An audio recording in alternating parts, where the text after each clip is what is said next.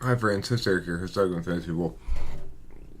I want to react to this video here, respond to it. I'm impressed by what this guy is building here.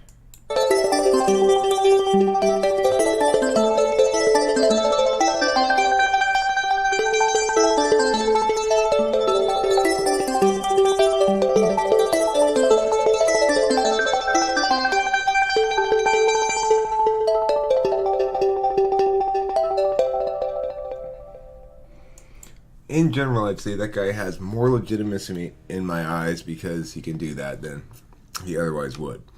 Which is odd because I don't earn legitimacy that way, really, but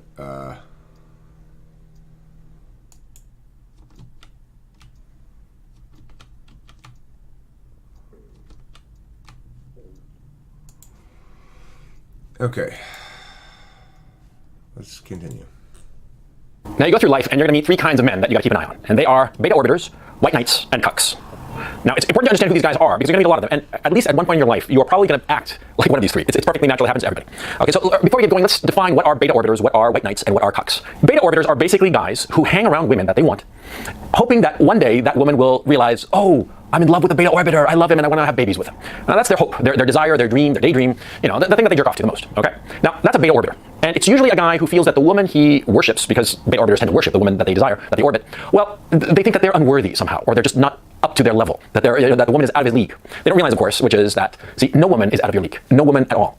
It's in your head. If you think a woman is out of your league, then she's out of your league. If you think that she is within your reach, chances are pretty good that you're going to get her. But beta orbiters don't realize this. Okay, so they orbit the woman, thinking that they can never get her, but they want her, and so they figure that, you know, one day in a moment of weakness, this woman will fall for him. Okay, that's a beta orbiter. Now, a white knight is a little bit different. A white knight is a guy who always defends a woman. Right? The name, white knight. You know, he comes a white knight on his white horse, and he comes to save the damsel in distress. Okay, he sticks up for the woman. The woman is saying something ridiculous, outrageous. You know, 2 + 2 = 5. You know, or I don't know, the sky is green. Everybody's arguing with a woman, and what does a white knight do? He takes her side. He takes her side and says, no, the sky is green. 2 + 2 = 5. You know, that's a white knight. The reason that they're doing it. Okay, so beta orbiter, by this definition then, is somebody who gets friend zoned, basically. Which, I agree, if you want a woman, then don't put up with that. You know, it doesn't mean you shouldn't be friends with women. It just means that if you want to get on her, determine that question. And then once it's determined, if it's negative, if she's like not going to let you get on her, fine. You don't need to, if you're looking for a chick, you don't need to be spending time with her then, because you want to get on her, she doesn't want you to get on her, then go find somebody else to get on, you know? You don't get friend zoned. However, if you want to be friends with a chick, don't be afraid to be friends with her. You know, it's like, nothing wrong with having friends, and it's definitely a good thing to have friends of both genders. It's not a good thing to be sausage party Joe all the time, you know. As far as the white knight thing goes, I have a bit of white knight in me. You know, I wanted to feel as though I came in here and saved Kimberly from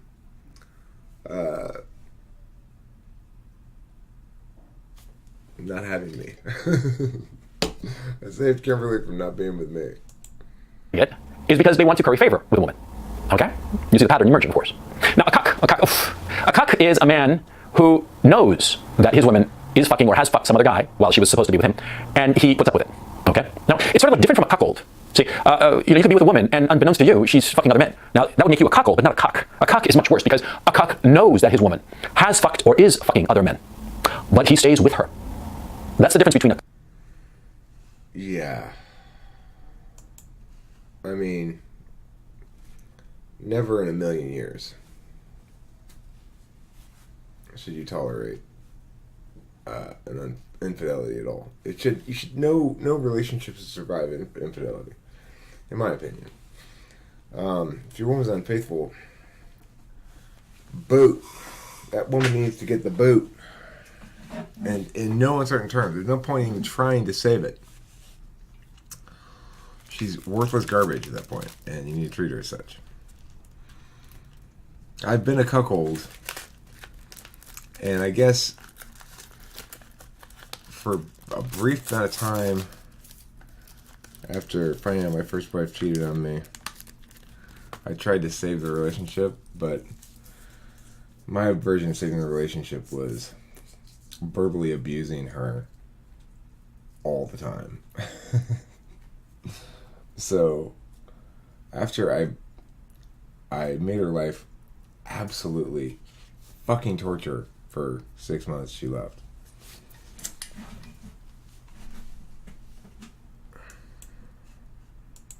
Cuck and a cuckold. A cuckold, you can be a cuckold unawares. A cuck, that's low. It's just so low. Because he knows, and instead of doing the manly thing, the thing that you ought to do, which is turn around and walk out the fucking door, what does the cuck do? He tries to work on the relationship. Oh yes, we had a little bit of a crisis, but we worked through it. This translates as, in normal speak, it translates as, yeah, my woman was fucking some other guy, but she convinced me to put up with it and take her back and just accept it. That's what it means. I mean, there's no other way to look at it, okay? Now, what do beta orders, white knights, and cucks have in common? They all desire a woman. They all desire that woman. But they think two things. They think, number one, they will never find somebody as good as her. The good as her in whatever quality or whatever category you care to define it, whatever is important to the guy. They think that they will never find a woman as good as her. And they are so overwhelmed by their desire that they are willing to rationalize their own behavior and somehow sort of like explain it away so as to continue to desire this woman. You see what I'm trying to say? It's actually kind of subtle. And it's very, very dangerous. It's something that you have to guard against at all times, okay? Well, it's a little overblown, guard against it at all times. I mean, most of us end up getting in a relationship that's pretty satisfying and better than the alternative being single. There are definitely men out there who want and prefer and successfully implement a policy of fucking lots of different chicks. The other thing you don't want to be, though, besides a beta orbiter, a cuck, or a white knight, is a douchebag. So it's like one of Kim's previous people persisted on trying to get on her long after we've been together, as long as a year after, was still trying to get on her. Even after she told him she was engaged and, go away or whatever. He didn't listen. He just kept trying to push and push and push. Well, if somebody tells you they're engaged or in a relationship, that's your cue to generally to quit going after them. It is true that there are plenty of girls in relationships that are in the wrong relationship. They don't want to be in that relationship. And there's no moral obligation for you to respect the other dude's claim on her if she's DTF. And it's not necessarily being a total douchebag. I've slept with a married woman before. And I'm not proud of it. Well, yeah, I am kind of proud of it, actually. But not because she was married. I'm proud of the fact that she was, super hot. But, don't be a douchebag. If I had finagled that, like she was, I had to talk her into it or something and seduce her, and she ended up regretting it afterwards or something, that would be not acceptable as far as I'm concerned. But it didn't play out like that at all. She came after me, so.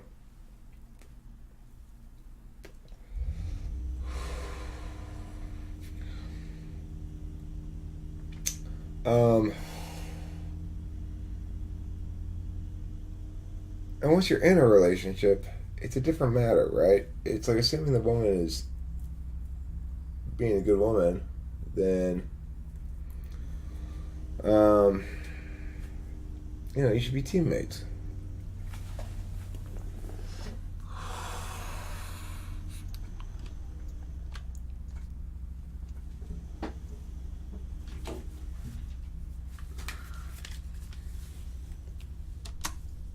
Let's take the first thing. See, years ago, well, not that many years ago, this must have been like 2010.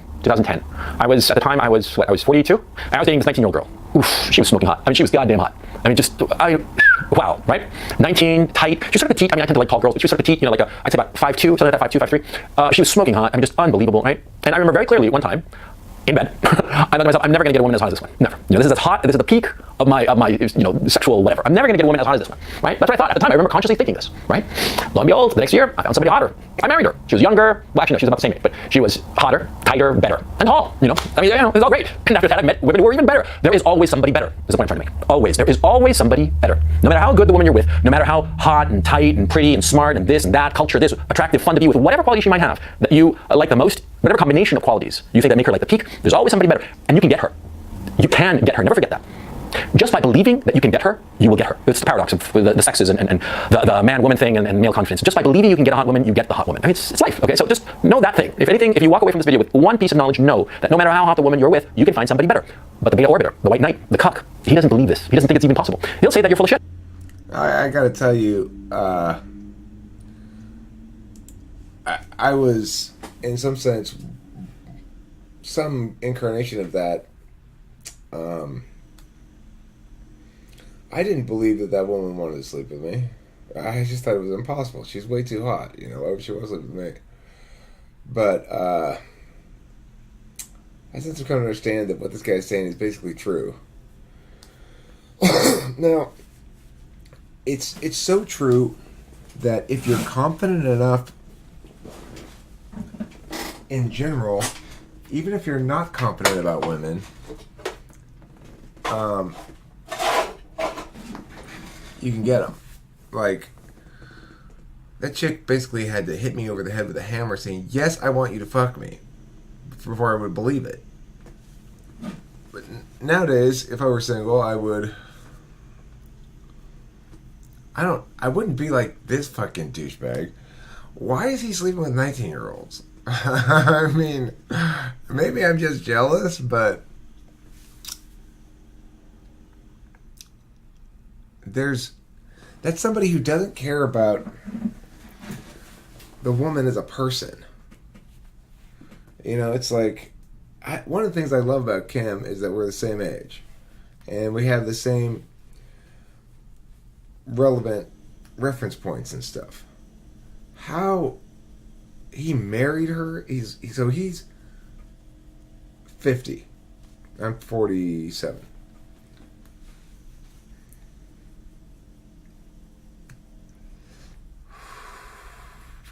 $30 years his junior. I mean, you're supposed to get a life partner, not a fuck toy.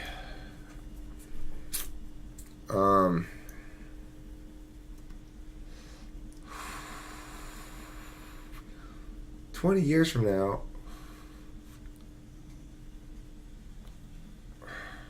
forget 20 years from now, right now, I wouldn't want to go out to dinner with somebody that could easily be mistaken for my daughter.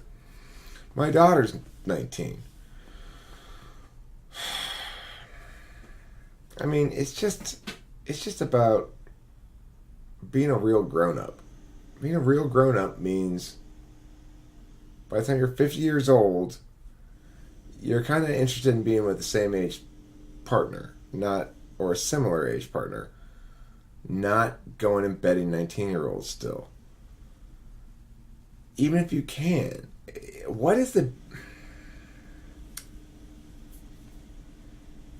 I mean, I get it. It's juicy. But I'd rather have a real relationship.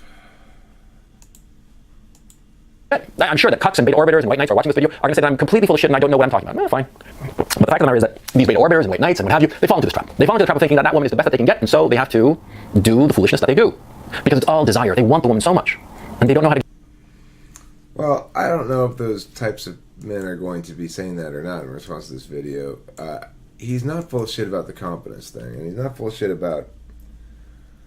Look, here's why, too. It's not just about... because it's a woman-man thing. It's like... very few people in life are truly certain. Like, they know who they are, and they know what they want.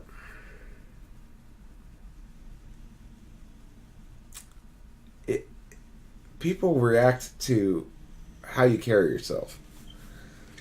If you carry yourself like, I'm entitled to be here, and why would anybody ever dream of walking up to me and saying anything about anything? Everybody just sort of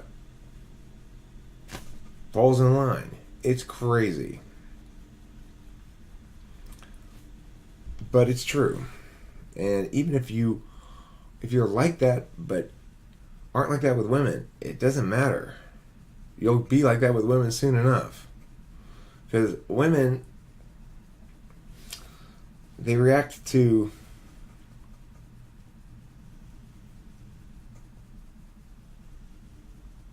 confidence, I guess is the best way to put it. But it's something more than confidence, or different than just confidence. It's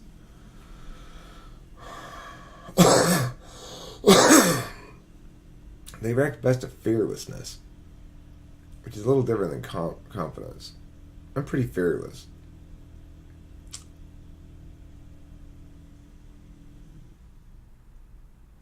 Not being worried about rejection is important too. It's like,